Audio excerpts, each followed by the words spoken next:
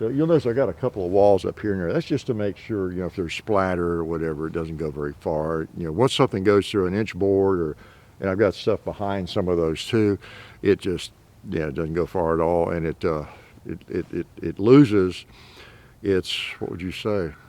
Well, its trajectory.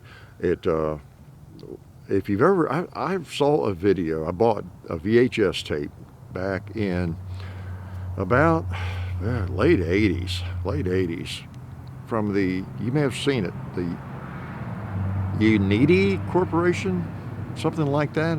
I probably still have it somewhere, nothing to play it on. And they did all kinds of ballistic stuff. Back then, you just didn't have a lot of that stuff out there. Now there's everything on the internet, on YouTube. Somebody's shooting everything in slow-mo, fast-mo, whatever. All that stuff is out there.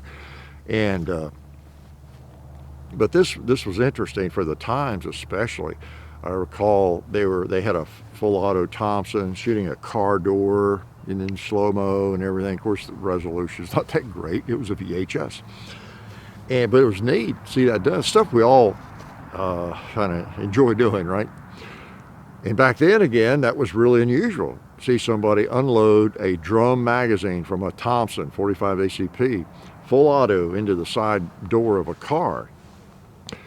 And things like that, shooting through the glass and then putting targets, showing how much the bullets deflected, as it goes through the windshields and different things. And it was very interesting. I actually bought the tape. I probably paid back then, VHS might have been $75.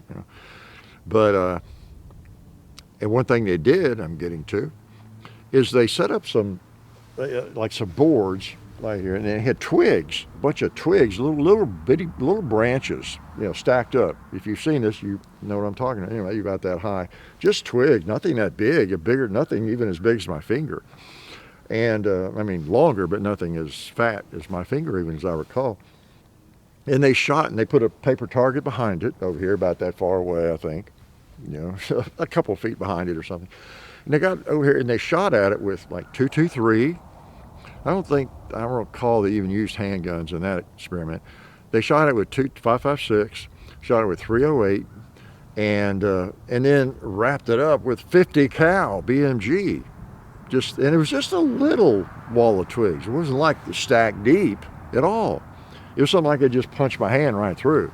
Okay, and I'll be darned if every one of as I recall, every single caliber, when it hit the slightest little twig, it tumbled by the time it got to that paper. And that's why they were doing it, to demonstrate that.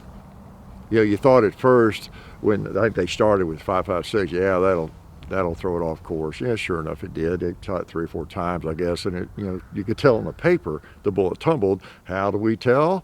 Even if you're from Kentucky, like me, you can sort of get an idea if that bullet goes into the paper and you've got a lengthways, broadside hit, right? And I thought, oh, okay, so yeah, as I've heard, 5.56, tumbles, pretty easily and all that. 308 won't. Sure enough, it did. Wow. And then when the 50 caliber did, it just blew me away. So anyway, it doesn't take much to disrupt a bullet. Okay. Now that's not to say if it's got some energy, it's still, you don't want to get hit by it just because it's flying sideways, right? But it's going to slow down a lot faster and and hit the dirt or something and all that. So anyway, any kind of obstruction is good for that.